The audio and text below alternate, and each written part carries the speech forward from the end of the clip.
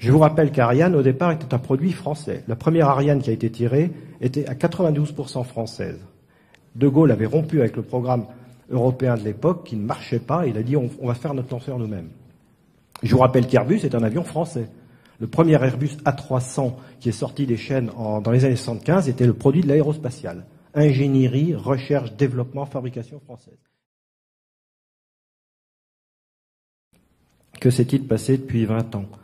Avant, nous avions des entreprises nationales qui, dans un premier temps, ont été partiellement privatisées ou fusionnées avec des entreprises privées, donc privatisées, partiellement, mais en franco-français.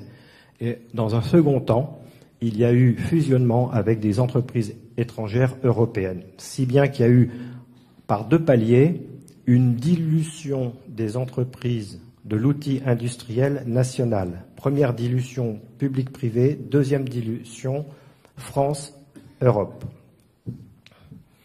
Le rapport de la Cour des comptes met l'accent sur le point suivant. Ce qui ressort de la lecture de ce rapport, c'est qu'en fait, malgré les dispositifs juridiques et techniques qui permettent à la France de maintenir sa souveraineté et sa volonté là où elle le juge stratégique, malgré cela, ce qui ressort, c'est un espèce de laisser-aller constant et un abandon de notre industrie de défense, un abandon de la souveraineté de l'État français sur les domaines industriels stratégiques. Ça, c'est la première chose que je voulais dire.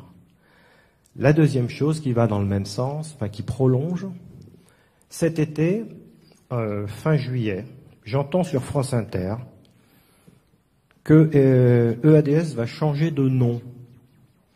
Il va plus s'appeler EADS, mais Airbus. Alors on convoque le spécialiste des questions de défense, d'industrie, aéronautique et tout ça, blabla, machin bidule, et on lui demande alors, qu'est-ce qui va se passer? Eh ben, il va se passer que EADS va s'appeler Airbus. C'est beaucoup plus joli, finalement, Airbus, c'est le fleuron d'EADS. Donc le type à Radio France qui est chargé des questions de défense, il vous parle d'un concours de beauté. Et quand on creuse, de quoi s'aperçoit-on? C'est qu'en fait, il va y avoir non seulement un changement de nom, ça c'est pour l'aspect concours de beauté, mais derrière, il y a une restructuration. Et en particulier, deux des 4 divisions de ADS, la division espace et la division défense, vont fusionner. Donc on passe de Astrium, la division espace, Cassinian, la division défense, vont fusionner en une seule division qui va s'appeler Airbus Space and Defense. Donc il n'y a plus de français là-dedans. Et non seulement ça, mais en plus la direction de cette Airbus Space and Defense va se situer à Munich et sera dirigée par un Allemand.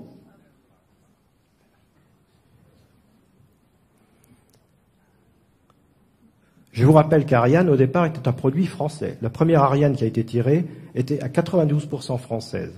Les Allemands ont fourni quelques boulons, les Italiens un peu de peinture, mais c'était un programme français. De Gaulle avait rompu avec le programme européen de l'époque qui ne marchait pas. Il a dit on va faire notre lanceur nous-mêmes. Je vous rappelle qu'Airbus est un avion français. Le premier Airbus A300 qui est sorti des chaînes dans les années 75 était le produit de l'aérospatiale. Ingénierie, recherche, développement, fabrication française. Et ensuite, on a intégré les autres. Bien. Donc, c'est un Allemand maintenant qui va présider aux décisions stratégiques de l'espace et de la défense au sein du groupe Airbus. Et que trouve-t-on? Donc, les décisions stratégiques, ça veut dire des priorités, des moyens. C'est ça la stratégie. Fixer des priorités, affecter les ressources en fonction des priorités. C'est ça, fondamentalement, les objets conceptuels qu'on manipule quand on fait de la stratégie. Donc, ça va être dirigé par un Allemand, depuis Munich. Que trouve-t-on là-dedans? Dans le paquet espace défense, on trouve, par exemple, tout ce qui est recherche, développement du missile M51. Le futur missile balistique mer-sol tiré de nos sous-marins nucléaires. La FOST. Donc là, on est dans dissuasion nucléaire, souveraineté exclusive. On trouve le satellite MUSIS, français, 100% français, satellite d'écoute électromagnétique. On est dans analyse, anticipation, renseignement, souveraineté exclusive. Et ça va se passer au 1er janvier 2014. Le vol est parfait. L'industrie française stratégique est en train de nous être volée. Voilà.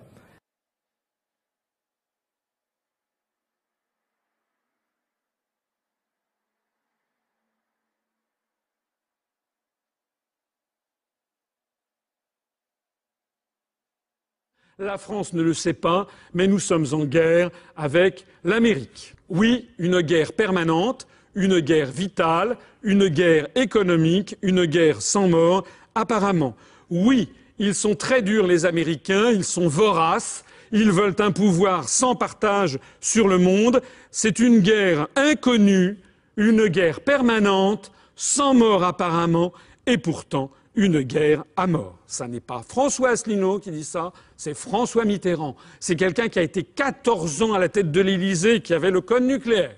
Alors si quelqu'un comme ça fait cette déclaration, normalement, dans un pays normalement constitué, dans le pays de Voltaire et de Montesquieu, dans le pays de Jean-Jacques Rousseau, de Clémenceau et de De Gaulle, ça devrait faire l'objet de débats publics. Personne n'en parle jamais.